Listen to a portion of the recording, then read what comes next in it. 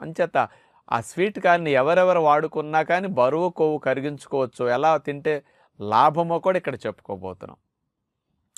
ఈ sweet corn గింజలు 100 గ్రాములు తీసుకుంటే, అంటే కండి కాదండి, ఒలిసిన తర్వాత ఆ గింజలు 100 గ్రాములు తూకం వేస్తే అందులో ఉండే శక్తి 84 క్యాలరీల శక్తి 100 గ్రాములకి.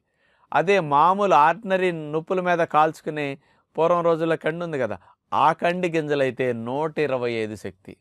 మీరేమనుకున్నారు? మామూలు కండిలో శక్తి తక్కువ, స్వీట్ కార్న్లో తీపి ఎక్కువ ఉంది కాబట్టి ఇది క్యాలరీస్ ఎక్కువ అనుకున్నారు. కానీ దానికంటే తక్కువ, దాంతో సమానం కాదండి, ఇంకా తక్కువ. ఇదేంటంటే ఇది జెనెటికల్లీ మాడిఫైడ్ సహజంగా.